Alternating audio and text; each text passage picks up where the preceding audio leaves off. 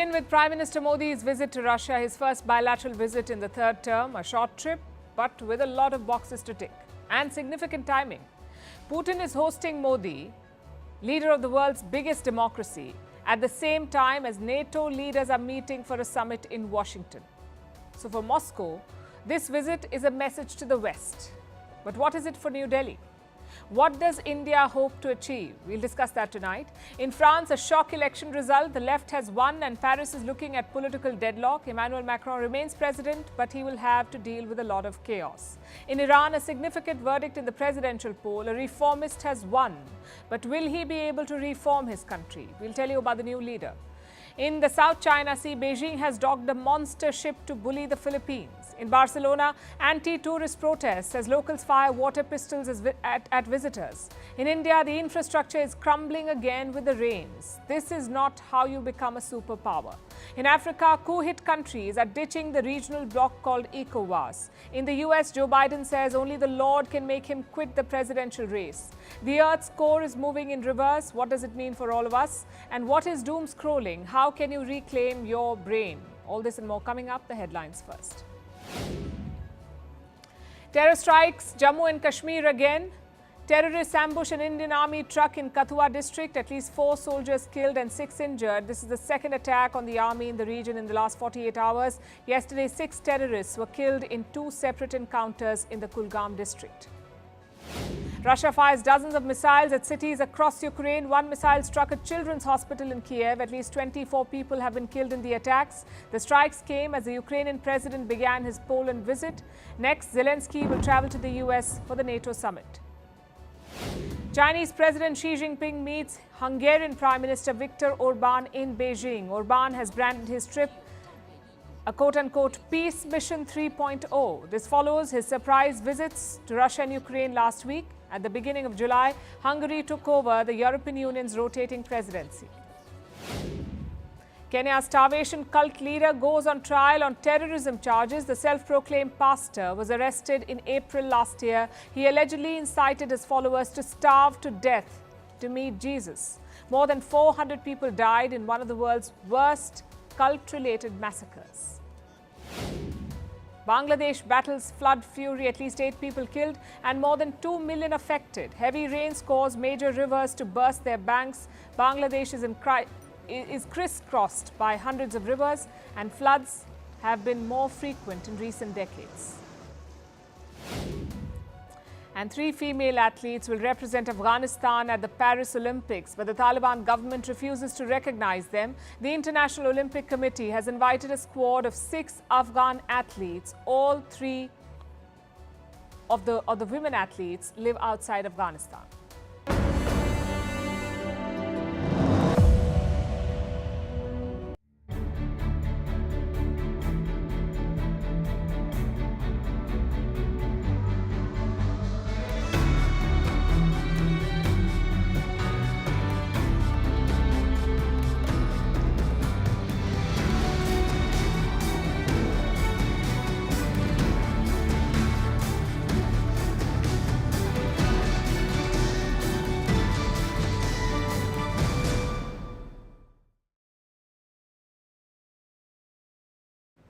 Prime Minister Modi is in Moscow. He landed this afternoon for the first bilateral visit of his third term, and Russia is pulling out all the stops to welcome him.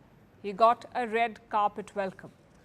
Prime Minister Modi was received by Denis Manturov, the first Deputy Prime Minister of Russia, the same man who had received Xi Jinping last year when the Chinese president landed in Russia for a state visit. And this is a signal from Moscow. It is giving India the same importance as China. In a few moments, the Indian leader will meet Russian President Vladimir Putin over dinner. Now, this is a short trip. Modi will spend just 26 hours in Russia, and yet it's significant, especially because of the timing. It coincides with the NATO summit in America.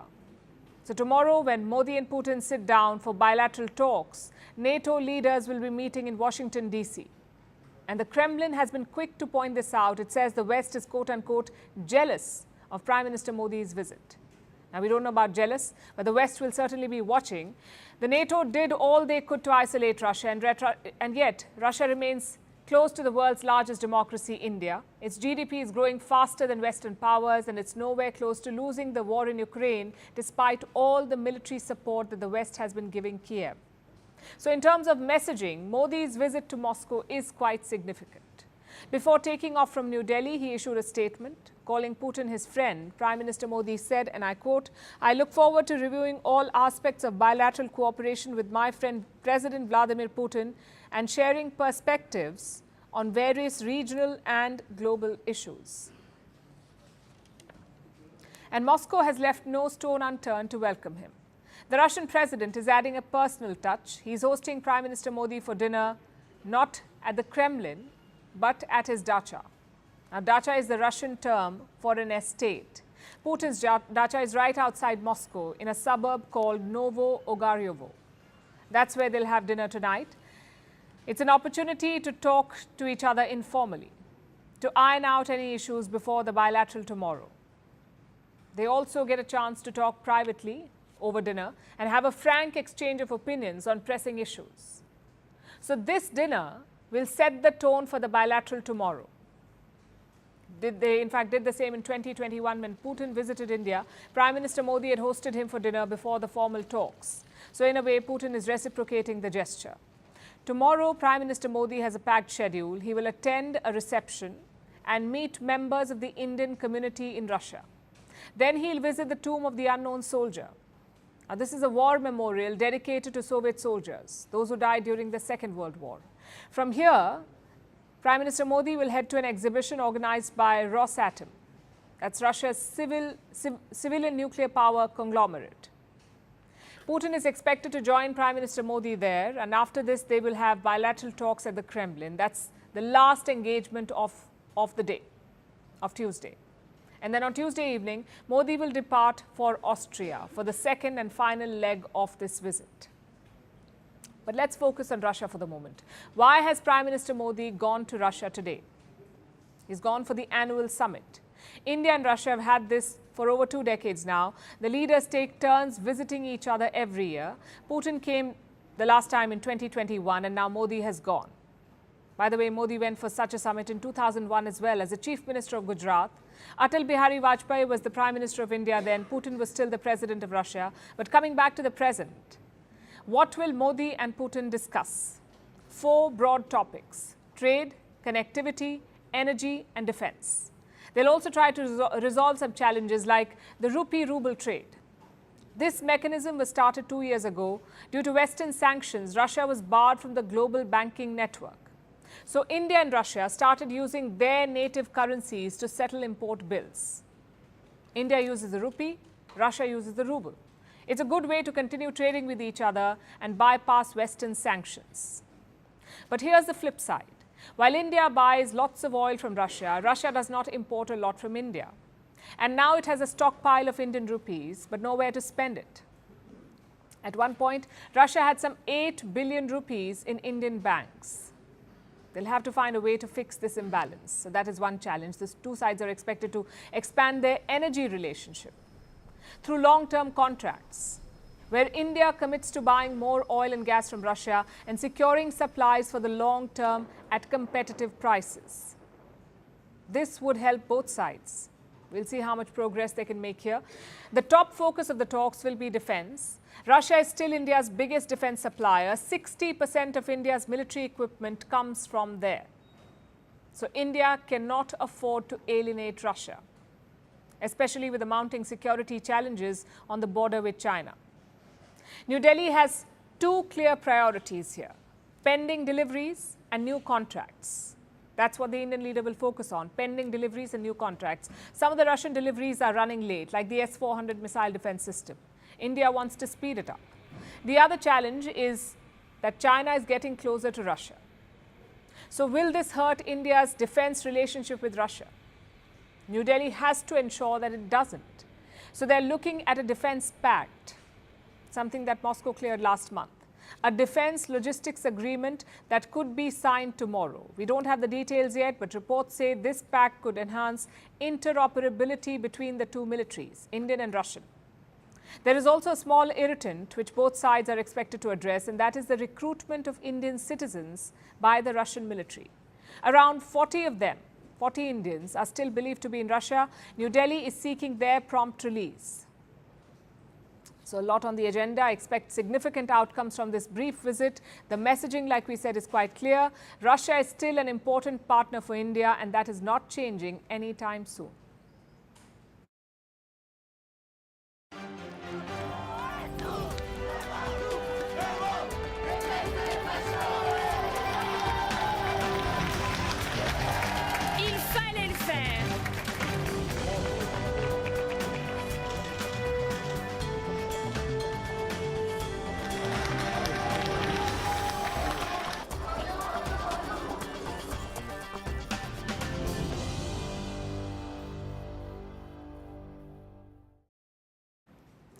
It has all the makings of a high-pitched drama, a risky gamble, an embattled protagonist, plot twists, and an unexpected climax.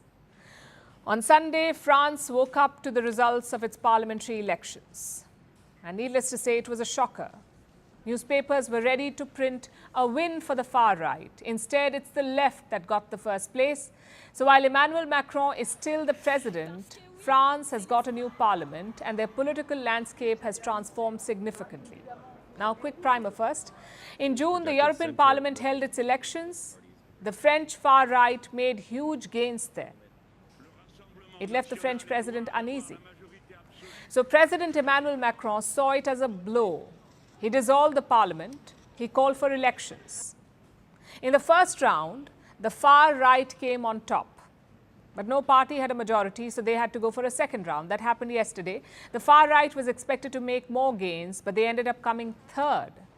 The maximum number of seats went to the left.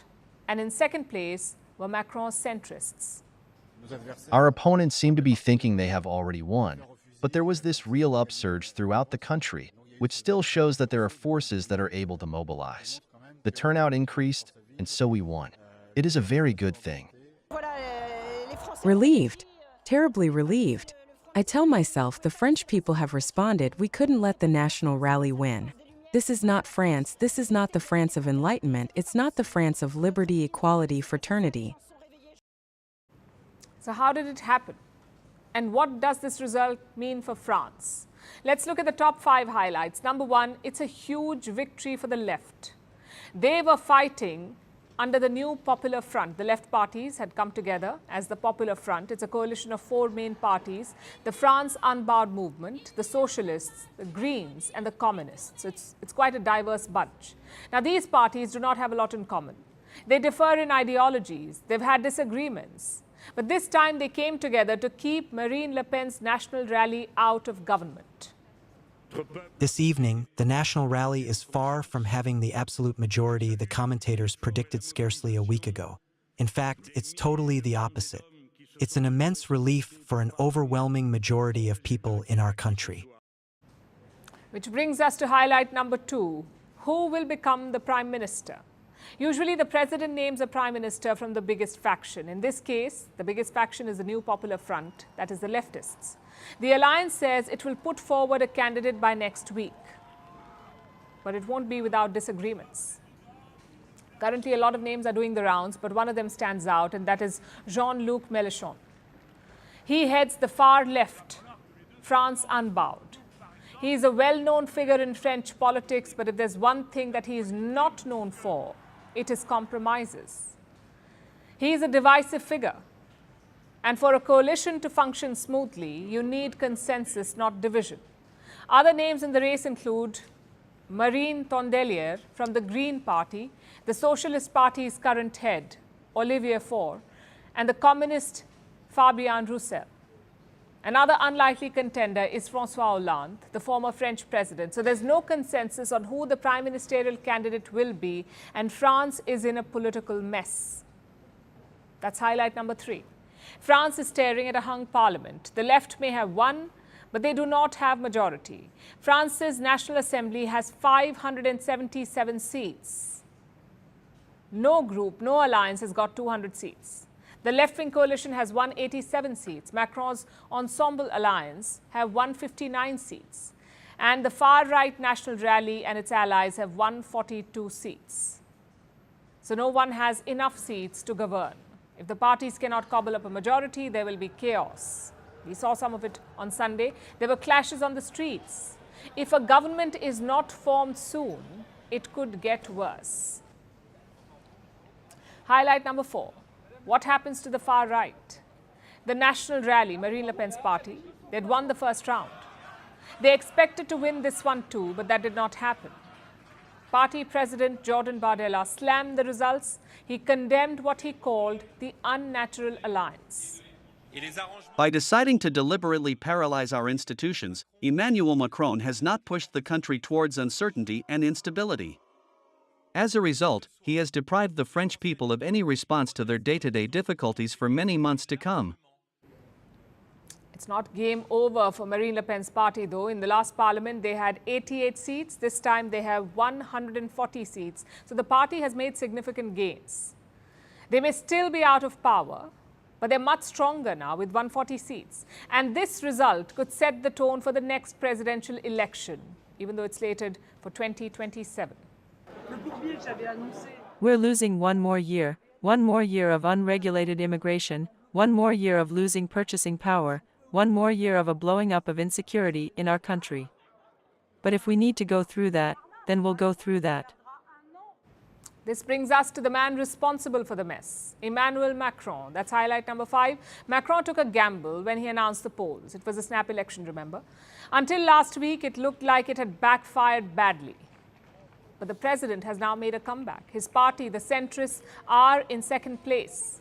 The far right are out of power. So Macron may not have won, but he hasn't lost as much as was feared. And the road ahead will be tough for him. Macron, like I said, remains president of France. But with the parliament as divided as this, there will be political deadlock. And all eyes are on the president. He cast the die that led to this mess. So now he must clean it up.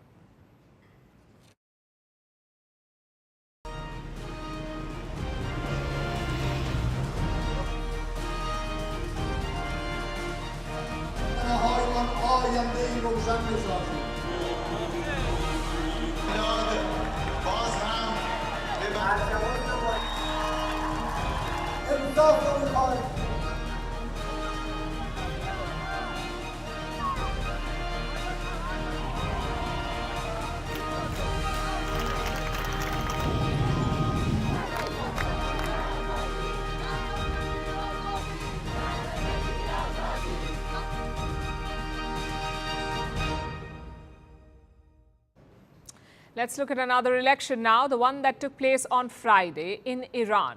The results are out, and the winner is this man, Masoud Pezeshkian. Congratulations to the knowledgeable and dear people of Iran on their victory. You have completed the work and taken a great step forward. A great leap forward. That is what Pezeshkian said. It implies that things will change. But is that really the case? Iran was forced to hold elections this year because their former president, Ibrahim Raisi, died in a helicopter crash. It happened in the month of May. So Iran had to choose his replacement. 6 candidates were allowed to run for president, Pezeshkian and 5 others. The first round of polling took place on the 30th of June. 2 candidates advanced to the runoff. One moderate, Masoud Pezeshkian, and one hardliner, Saeed Jalili. The second round of polls took place on Friday. Pezeshkian beat Jalili. The moderate won, the hardliner lost. Now remember, the former president, Raisi, was a hardliner, so this result is a major shift. There is a feeling of change in Iran. Listen to some of the voters. Everyone is a bit more glad. They have a good feeling, a little bit. In the past few days, they didn't feel good, but as soon as people heard Pezeshkian had won, a small smile was on their face. Nobody swore or said bad words today. We are very happy that Mr. Pezeshkian won. I expected him to become the president because we really needed a literate president to solve the economic problems of the people. Well, Pezeshkian is more than literate. He is a trained heart surgeon who even served as the head of a medical university. His expertise had caught the eye of a previous Iranian government. Pezeshkian served as Iran's health minister between 2001 and 2005. So he has government experience as well. But this is not the only reason why Iranians voted for him. It was also his moderate tag, his promise to try and improve relations with the world and get the West to rescind sanctions. Now remember, Pezeshkian is not some idealistic reformer. He's not there to change the system in Iran. He couldn't do it even if he wanted to, because the president of Iran is a secondary figure. The real power in the country lies with the supreme leader, and that is Ayatollah Ali Khamenei. Khamenei controls foreign policy, the reason behind the Western sanctions. Iran is accused of trying to develop nuclear weapons. It is also blamed for trying to destroy Israel with a number of militias in other countries, Iranian proxies. And this is why there are sanctions on Iran. All of these things are under Khamenei's control, so Pezeshkian will not be able to change them even as president. The most that he can do is appeal to Khamenei. He can request Iran's supreme leader to take a softer stance. That's about it. And Pezeshkian knows the limits of his powers. The elections went smoothly and ultimately the votes were counted correctly. First, we should thank the supreme leader. If he wasn't there, I don't think we would have been announced winners of the elections easily. It's been many years after the revolution that we come to the podium, we make promises and we fail to fulfill them. This is the biggest problem we have in your eyes. In this election, I didn't give you false promises. I did not say things that I couldn't do afterwards. I didn't lie. He says he will try and improve foreign relations. He will try and get sanctions removed. Try is the key word here. Pezeshkian also wants Iran's mandatory hijab law to be relaxed. He wants to remove some restrictions on internet access, and he wants to improve conditions for Iran's minorities. He hasn't promised an overhaul, just incremental changes which may help ease the lives of the Iranian people. And even this moderate agenda may face pushback. But Pezeshkian will be ready for that. He intends to abide by Iran's existing framework, and that may be his greatest strength. Iran's reformer presidents have come and gone. They did not really manage to make any long-term dent. So maybe Pezeshkian's middle ground approach is the need of the hour. We'll see in the next few months if it bears fruit.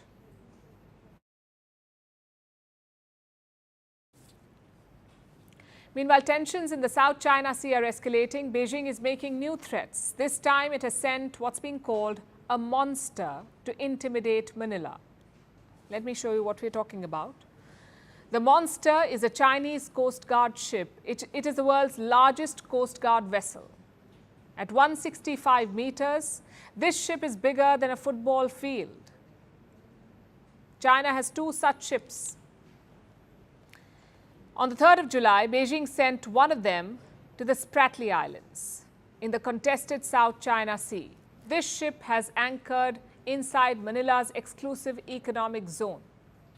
It is near the Sabina Shoal, barely 800 yards from a Philippine Coast Guard vessel. Now, technically, this is the territory of the Philippines, their zone. So when Manila saw the Chinese ship, it responded swiftly. Take a look at this. A Coast Guard vessel 5901 within the vicinity waters of Sabina Shoal. This is Philippine Coast Guard vessel PRP Teresa Magbanwa, MRRV 9701. You are sailing within the Philippine Exclusive Economic Zone. What is your intention? Over. That was the Philippine Coast Guard. It tried to warn the Chinese Coast Guard, those officers on board this massive ship. They tried to inquire about their intentions and their purpose, but the Chinese vessel did not move an inch. Manila says these are quote-unquote intimidation tactics. For months now, China has been doing this, trying to bully the Philippines in these waters. There have been multiple run-ins. The Chinese Coast Guard has chased Filipino ships. It has rammed into them. It has targeted them with water cannons. Last month, there were clashes. The Chinese showed up with sticks, knives and axes. Tropa natin yan.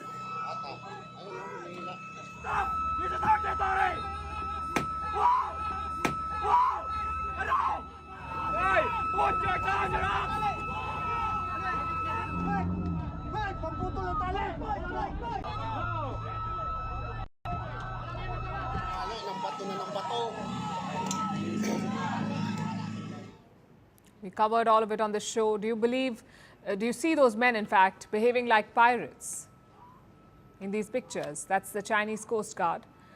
And this is clear bullying.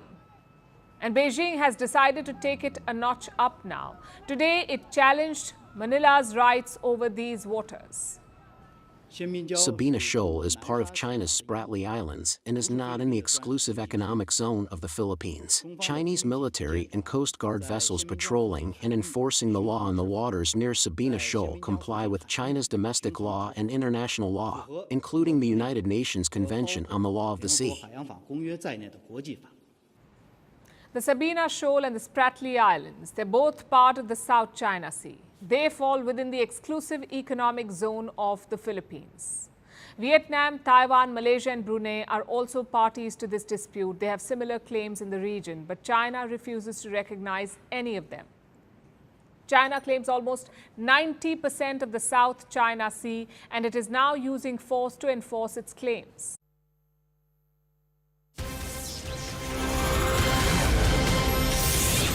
And ladies and gentlemen, breaking news coming in, those visuals on your screen. Narendra Modi and Vladimir Putin having that interaction as Prime Minister Modi continues the tour in Moscow, ladies and gentlemen. First visuals on CNN News 18, ladies and gentlemen, as Prime Minister Modi leads the global power play in Moscow, meeting Russian President Vladimir Putin as Prime Minister Modi expands bilateral ties between India and Russia. Those are the visuals on your screen. We have seen this bonhomie time and time again, ladies and gentlemen. Prime Minister Modi with Russian President Vladimir Putin, and Prime Minister Modi only continuing that entire diplomatic charge when it comes to expanding ties with Russia, which has always been that all-weather friend to the Indian Republic ever since the time of the Soviet Union. I'm joined by my colleague Siddhant on the broadcast. Siddhant, so Prime Minister Modi leading that bonhomie offensive, if you will, to expand ties with the Russian Federation. These scenes of Prime Minister Modi warmly embracing and shaking hands with Vladimir Putin has always been a center stage of India's ties with Russia ever since Prime Minister Modi came to power, this being the 11th time Prime Minister Modi and Vladimir Putin are having a bilateral summit. Well, and it's historic given this bold move that has taken by Prime Minister. His decision to go to Russia on the first bilateral visit, and took now taking this visuals from Moscow, where Prime Minister and Vladimir Putin just met. In fact, a very warm handshake, hug is something that we could see in the pictures and videos that we are getting from Moscow at this point in time. Both leaders, greeted with full warmth, and now they have gone inside. This is the venue for the Prime Minister that President Putin has hosted for Prime Minister. So there's going to be less work today.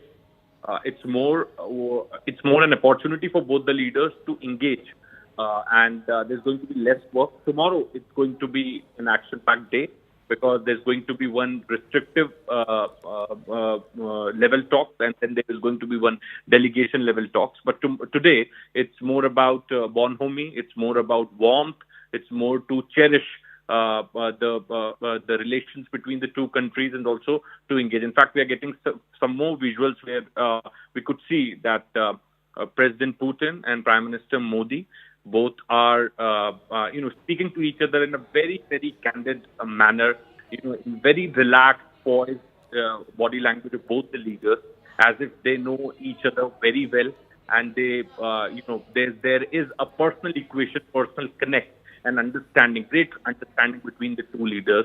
Looking at the visuals that we're getting from Moscow at this point in time, perhaps this video, this particular image is sending out a very strong message to the Western world that India commands strategic autonomy.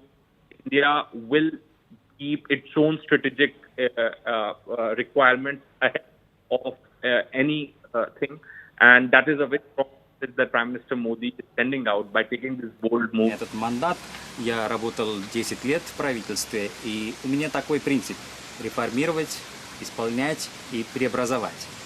Поэтому народ Индии голосовал именно за этот принцип. И я уверен, и я считаю, что в третьем сроке я буду работать 3 раза больше. Вы посвятили всю свою жизнь служению индийскому народу, и люди это чувствуют. आपने अपना पूरा जीवन जनता को समर्पित किया है और जनता ये जानते हैं। आपकी बात सही है। मेरा वन लाइफ वन विजन है मेरा देश। Да, вы правы, у меня только одна цель – это народ Индии, моя страна.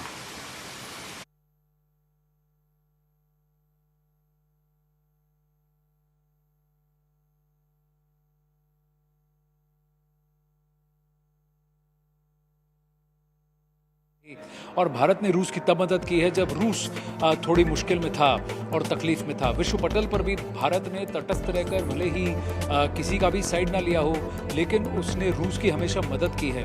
और रूस ने भी UN 1267 यानी सिक्योरिटी काउंसिल में भी भारत की बार बार मदद की है। ये दोनों नेता एक दूसरे को बहुत अच्छी तरह समझते हैं। भले ही 2022 के बाद ये पहली बार मिल रहे हो, 2022 के SCO के बाद ये पहली बार मिल रहे हैं। बायलैटरल मीटिंग अगर आप देखें तो 2021 में, दिसंबर 2021 में व्लादिमीर पुतिन भारत आए थे, तब भी बड़ी गर्मजोशी से उनका स्वागत हुआ था। उस वक्त अगर आपको याद हो तो तलवार टैंक की डील साइन हुई थी, S-400 मिसाइल्स के परचेस की बात हुई थी और AK-203 इन राइफल्स की खरीदारी की भी बात हुई थी डिफेंस एग्रीमेंट पे अगर आप देखें। लेकिन यूक्रेन युद्ध के बाद, रूस यूक्रेन युद्ध के 2 साल होने को आ रहे हैं, उसमें इन दोनों नेताओं के बीच में बार बार बातें होती रही हैं, लेकिन ये पहली बार है कि ये दोनों मिल रहे हैं।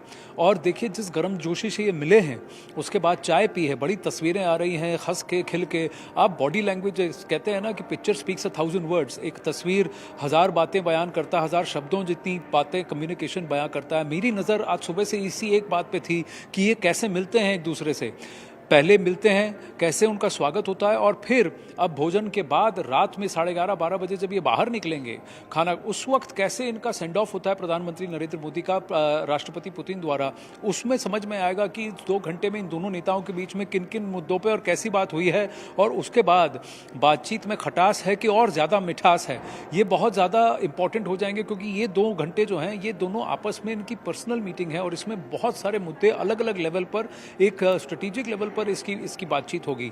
और सामरिक रूप से अगर आप देखें, राजनीतिक रूप से देखें, कूटनीतिक रूप से देखें, आर्थिक रूप से देखें, सांस्कृतिक रूप से देखें, भारत रूस की दोस्ती बहुत गहरी है। और इन तस्वीरों से ये साफ दिखता है कि ये कितनी गहरी दोस्ती है। जिस गर्मजोशी से ये मिले हैं, ये उस चीज़ में भी देखा गया कि प्रधानमंत्री नरेंद्र मोदी को जो हेड ऑफ स्टेट का दर्जा है, जिस तरह से उनकी वेलकम की गई और जो उनके लिए एक कॉन्वॉय बनाया गया, जिस तरह से उनको VIP रूट दिया गया, जिस तरह से सहूलियतें दी गई, वो दुनिया के टॉप नेताओं को रूस देता है।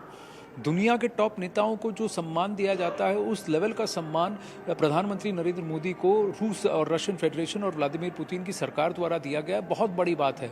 आज पूरे दिन में मैंने रूसी मूल के कई सारे जर्नलिस्ट, कई सारे एक्सपर्ट, सबसे मैंने बात की और सबका एक ही कहना है कि भारत हमेशा दोस्त था, दोस्त है, दोस्त रहेगा। और भारत के साथ हमारी कोई भी कभी भी किसी मुद्दे पर गिव एंड टेक वाली रिलेशनशिप नहीं है। हमारी रिलेशनशिप एक परिवार जैसी है, जहां हम सब कुछ दिल से करते हैं, साथ में करते हैं। जी। And that was Anand Narasimhan reporting from Moscow, ladies and gentlemen, talking about the bonhomie that is the signature of Prime Minister Modi's foreign policy push. Now this one coming in from Moscow, where Prime Minister Modi and President Vladimir Putin are having this meeting over tea at Putin's residence in Novo Ogarevo. Now President Putin has hailed India's economic growth, saying that India is the biggest in terms of population, but the economic momentum under Prime Minister Modi is something that is unprecedented. He's also hailed the youth of the country, saying 23 million kids are born every year in India. This means Indians plan for their future. This means Indians are secure of their future. I'm very happy to see you. So you can see the personal connect, the Modi connect at play when it comes to India's diplomatic power play in Russia. My colleague Anand continues to get us more inputs from Moscow. Let's listen in. इनमें से एक हैं।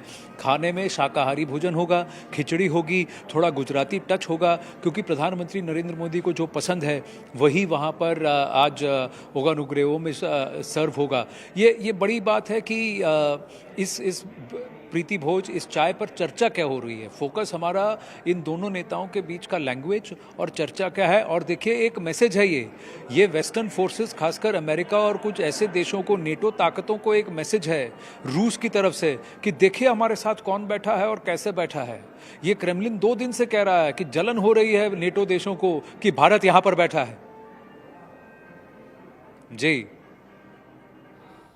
Right, and Siddhant continues to be with us on the broadcast. But these are the visuals coming in from Moscow, ladies and gentlemen. You can see the bonhomie on display as Prime Minister Modi, using his personal rapport with President Vladimir Putin in expanding India's strategic interests. Prime Minister Modi has also said that Indian election was very important, where he secured the 3rd consecutive term, where 65 crore people voted. And after around 60 years, 3rd time a government has been elected. This was earlier done by Nehru, talking about how Prime Minister Modi has matched Nehru's record when it comes to securing a 3rd consecutive term. And this time I have been blessed by my country's people, is Prime Minister Modi's message to Vladimir Putin. And President Putin has hailed the Indian economy's growth, ladies and gentlemen, under the NDA government led by Prime Minister Modi, saying that this means Indians are secure of their future. I am very happy to see you. So you can see there's a lot of warmth in their interaction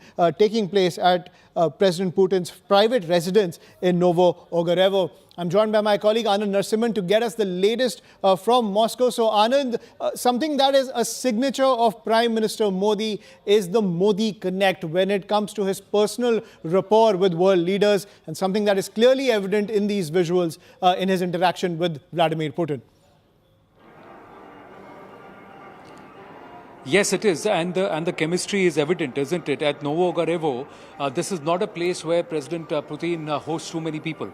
The kind of welcome that's been accorded, the kind of cavalcade that's been there, the treatment that's been given to Prime Minister Narendra Modi, the Russian Federation and President Putin accords that to some of his closest friends, people who he considers really, really special, and only some of the topmost leaders of the world. So for this special red carpet welcome and this kind of welcome to be extended to Prime Minister Narendra Modi is a big, big statement by Kremlin. The other aspect is the chemistry between the two leaders. They are meeting after a while in person. After 2022, the SCO meeting, this is the first time that the two are meeting each other, and that's the reason why one was very keen to see what is the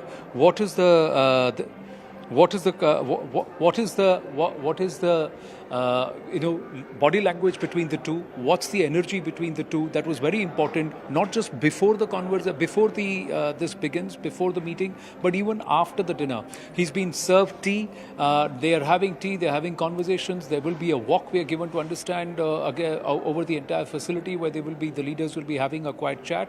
There is a lot of daylight till late in the evening here in Moscow, and then as the evening sets, there will also be dinner and some very serious conversations between the two leaders. And I think a lot of issues will be touched upon ahead of the bilaterals that are scheduled for Tuesday. What will be important to see is the before and after. What's the energy level of the goodbye? Is it the same as the greeting? Is it a little more tepid, or perhaps is it sweeter?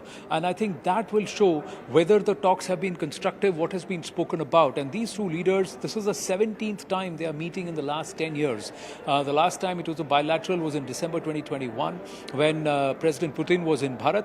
And then thereafter the SCO meeting in 2022. And after that, it's the first time these two leaders are meeting face to face since the Ukraine conflict. 2 years since the conflict, Bharat has taken a position where it is said that this is not the era or the century of war, and we don't need to engage in such conflicts and escalations. We need to de-escalate. Even top government sources telling CNN News 18 today that Bharat's position is very clear. Fighting is not going to resolve issues. Dialogue and diplomacy are the only ways forward. And somewhere this dialogue and diplomacy was visible in Kazakhstan when Foreign Minister Jaishankar was there. He had a conversation with Wang Yi, the Chinese foreign Minister. There were intense conversations with his Russian counterpart. National Security Advisor Ajit Doval was there.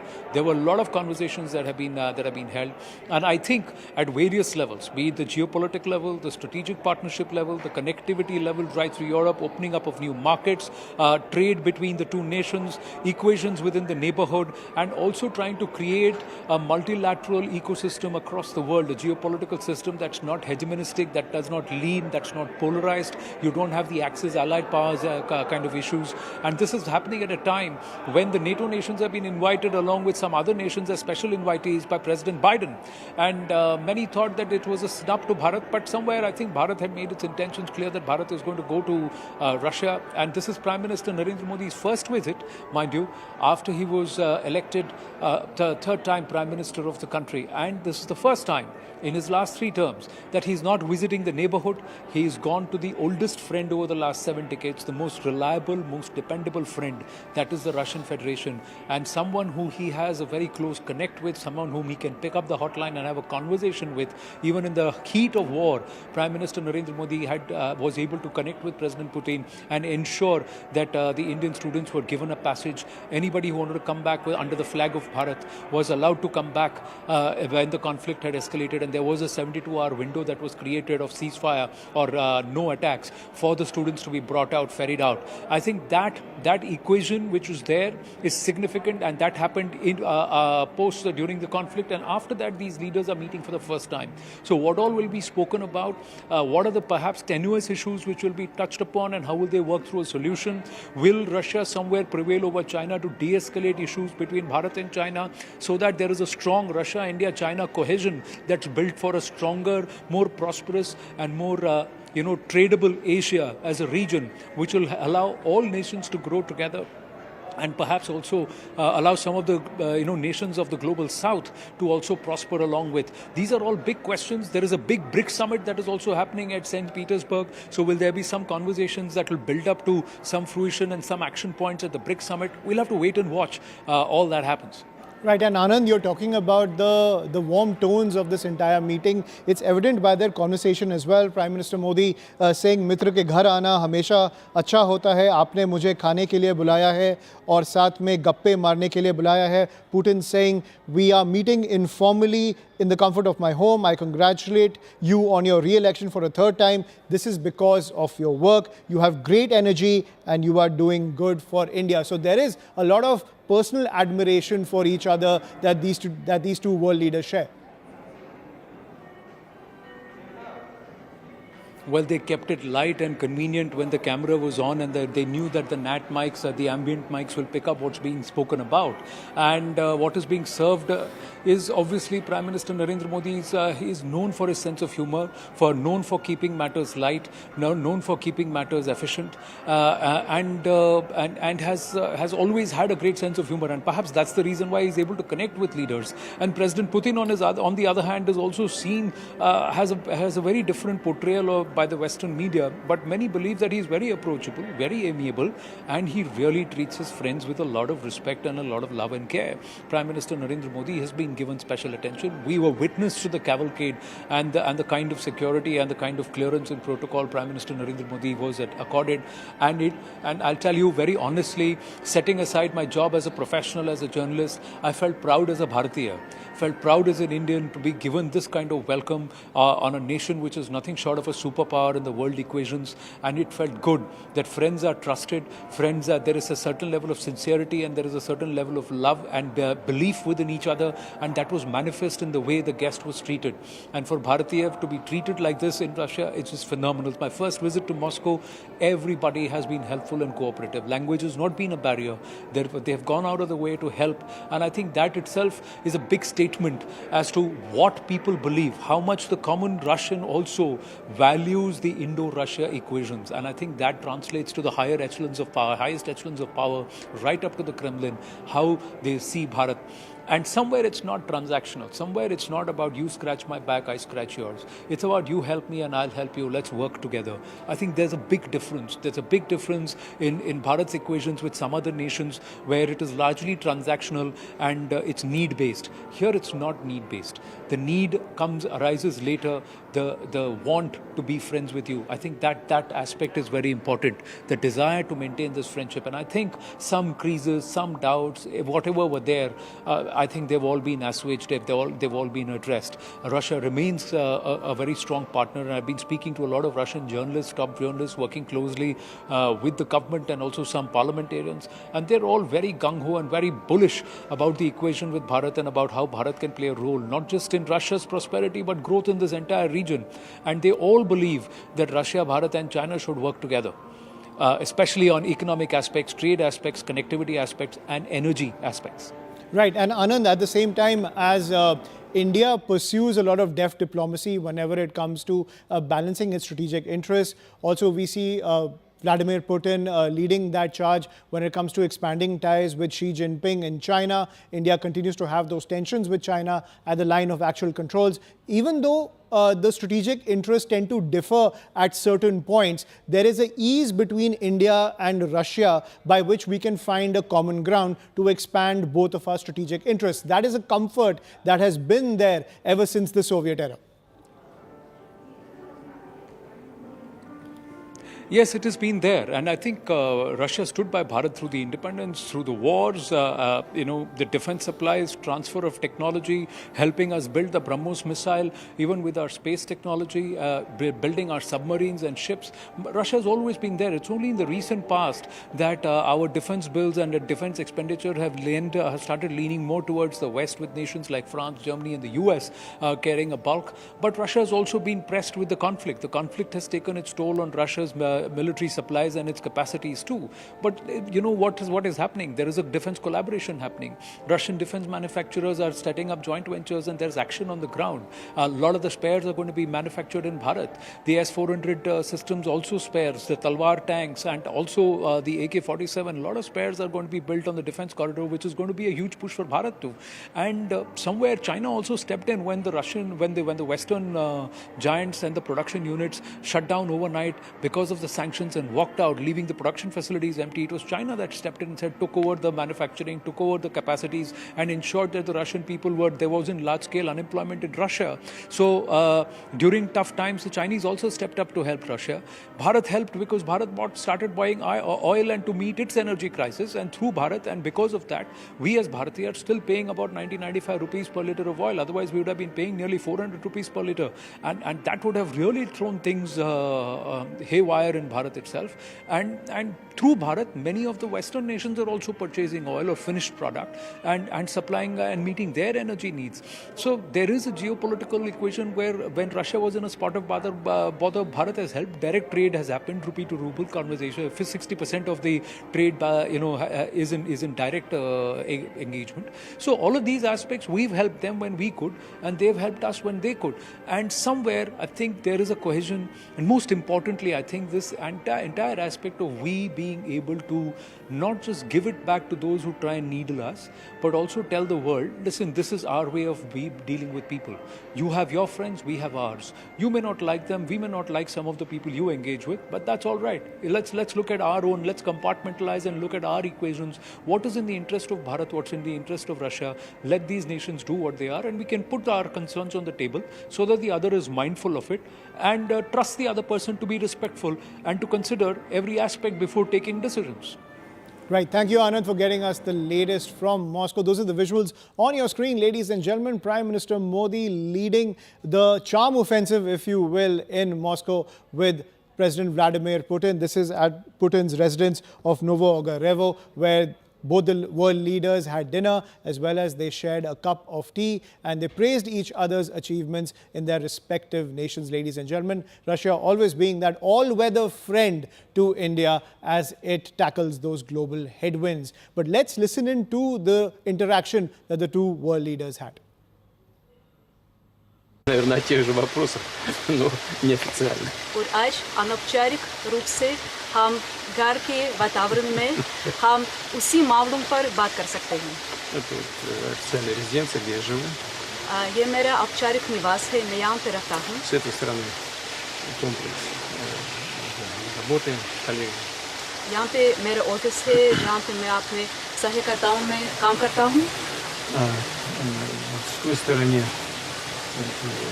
бытовые помещения и блок.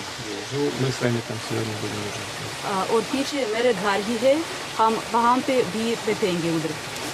Но вначале хотел бы вас поздравить с переизбранием на должность премьер-министра. सबसे पहले आपके पुनर्निर्वाचन पर मैं आपको हार्दिक बधाई देना चाहता हूँ. Думаю, что это не случайно.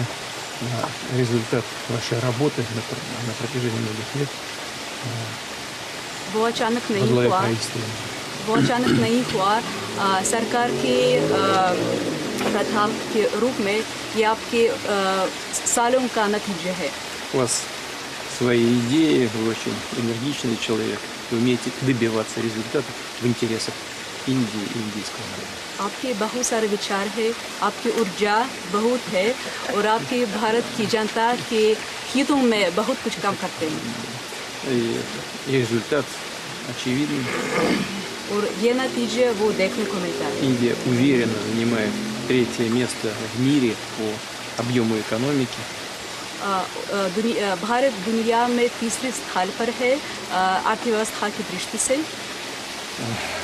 Наверное, сейчас самая большая по населению страна мира. शायद आबादी की दृष्टि से सबसे बड़ा देश है.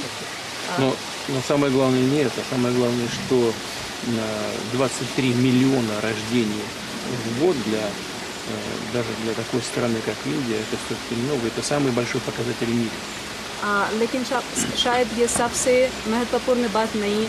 महत्वपूर्ण बात ये है कि 23 मिलियन बच्चे हर साल पैदा होते हैं भारत में. Это не просто цифры, это значит, люди планируют свою семью, свою жизнь, горизонт планирования расширяется.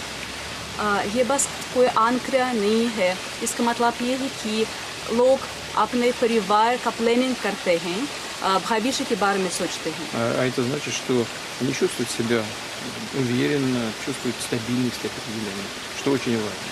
और इसका मतलब ये है कि उनको भरोसा है, भविष्य में भरोसा, विश्वास है. Я, во-первых, вас с этим поздравляю, а во-вторых, еще раз хочу сказать, что я очень рад вас видеть. मैं इस पर आपको फिर से बधाई देता हूँ और फिर से कहना चाहता हूँ कि आपको देखकर मुझे बहुत खुशी है. मित्र के घर आना वो अपने आप में एक बहुत बड़ा खुशी का अवसर होता है और मुझे आपने अपने घर पर निमंत्रित किया और आज की शाम हम साथ में गप्पे मारे, इसलिए आपने तय किया. इस कार्यक्रम की रचना के लिए और मुझे घर पे बुलाने के लिए मैं आपका बहुत बहुत आभार व्यक्त करता हूँ. Побывать у друга, у него дома, это, конечно, большая радость. Вы меня пригласили к себе домой и создали такую программу. Хочу вас поблагодарить за то, что вы создали такую интересную программу и за ваши теплые слова. Весьма признателен. आपकी बात सही है. भारत का चुनाव बहुत ही महत्वपूर्ण चुनाव था.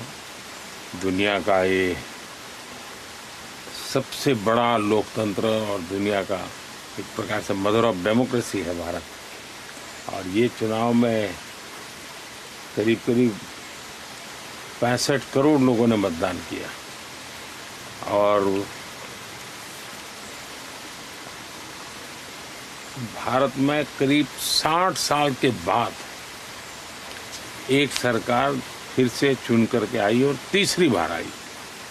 जब हमारे पहले प्रधानमंत्री थे पंडित नेहरू, उस समय उनको तीसरी बार चुन करके आने का अवसर मिला था. 60 साल में किसी को नहीं मिला.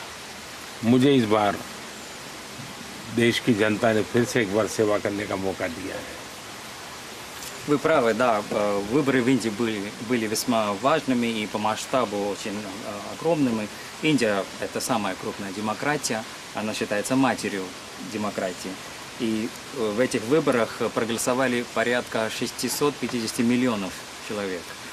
И в Индии это случилось первый раз в последние 60 лет, что правительство выбралось третий раз подряд.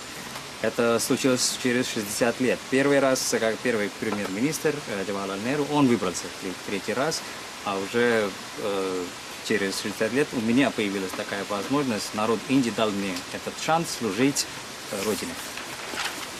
मैं मानता हूं कि ये जो मैंडेट है, जैसा आपने कहा कि 10 साल हमारा जो सरकार का, और मेरा तो सिद्धांत रहा है रिफॉर्म, परफॉर्म एंड ट्रांसफॉर्म। देश की जनता ने उसको मोहर लगाई है, हमारी नीतियों पर मोहर लगाई है, और मैंने तय किया है कि मैं तीसरे टर्म में 3 गुना ज़्यादा मेहनत करूँगा और मैं देश के लिए और अच्छे काम करने का प्रयास करूँगा। Я понимаю, что люди Индии, которые дали мне этот мандат, я работал 10 лет в правительстве, и у меня такой принцип – реформировать, исполнять и преобразовать. Поэтому народ Индии голосовал именно за этот принцип. И я уверен, и я считаю, что в третьем сроке я буду работать 3 раза больше. Вы посвятили всю свою жизнь служению индийскому народу, и люди это чувствуют. आपने अपना पूरा जीवन जनता को समर्पित किया है और जनता ये जानते हैं। आपकी बात सही है, मेरा वन लाइफ वन मिशन है, मेरा देश। Да, вы правы, у меня только одна цель – это народ Индии, моя страна.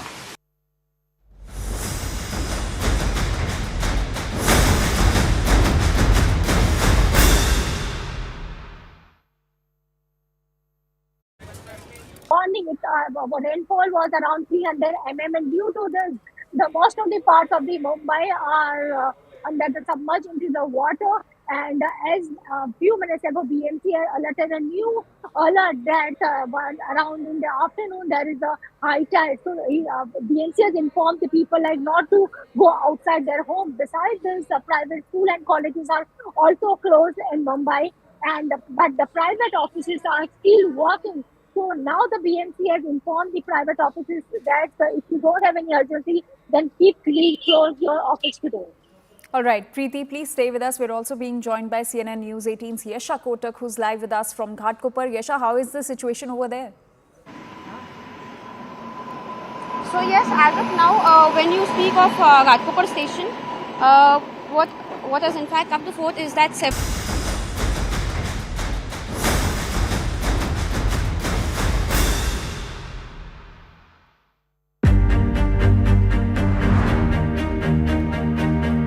It's all eyes on Moscow as Prime Minister Narendra Modi embarks on a historic visit.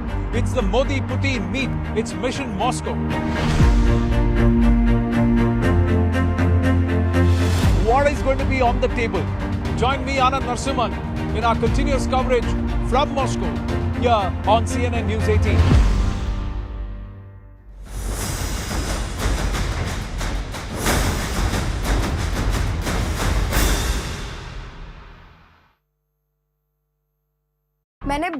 Of course, there are several parts, which is the western line as well as certain parts in the central line, be it around Bhandup and Nahur area, or for that matter around Kurla, where there is still waterlogging.